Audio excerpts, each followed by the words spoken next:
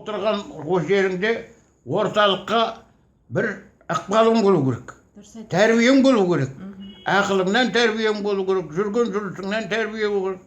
Орта көргендігің белгілі болып тұрғау керек. Не болса ана көпшіліктің көзіне айта бермеу керек. Әркімге айтатын өлшем бар, сол өлшеммен айту керек. Білдіңіз бе? Ол әлгі мен сөз біледі екенмін деп не тыңдамайтын жерге сөзді сұқпау керек, керек жоқ оған. Ең тиімдісі аузыңды баққан ол арада. Пәленше бүй деп айтты дегізгеннен. Сол Сыдық Тайсаны. Әдімандай балалы бол деген, әдіман сол кезде баланың аз кезет. Әдіман оқытушы, 7 балалы болған, сондықтан әдімандай балалы болды дедім. 7 бала ғой, ол кезде бала аз. Әйнекте қу бол деген қу адам еді, корол дейтін еді, сақалы үлкен, қу, өте қу адам еді. Қу, өзі менің жездем еді, әйнекте қу бол. Әдімандай ұл болды, әкімдей, өтәлдай ұл бол дейтінім, оның тілі ащы адам еді. Оның кәрі бір-екі мысалын айтам. Ол қу, ащы еді, сондықтан өтәлдай ұл бол. Сен қайтадан тыңдады, ма?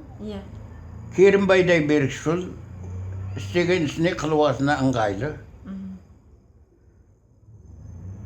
Кімдей Ілиястай ерікшіл, істеген ісіне қылуасына белгілі. Әдімандай балалы бол, бала көп.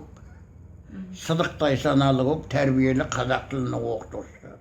Тәлім тәрбиесі жүрісті соны береді. Әйнекте у бол, у отырған жері. Қу бол, қу жоқ, қу. Өтәлдай у бол, ол у. Ол жаңағы қайдағы бәлен айтады. Соны қазір мені... Мысал айтыңыз еді. Мысал айтсам, Қалбек дейтін халық бірімен бірі отбасы отырып қалжыңдасады. Отбасы отырып қалжыңдасады. Біріне бірі ол аямайды. Менен көрсе бірінің бірі. Бірақ үшінші біреу келсе, ол әңгіме қалады. Шатасып отқанда да сырын байқатпайды. Сырман дейтін әкеміздің 6 баласы болған. Жұрт білмей не бостан айтады. 6 баласы болған. 5 Сырман дейді. Жоқ, Сырман 5 емес 6. Қалбек, Қарабас, Өмір, Жарас, Темір. Білдіңіз бе?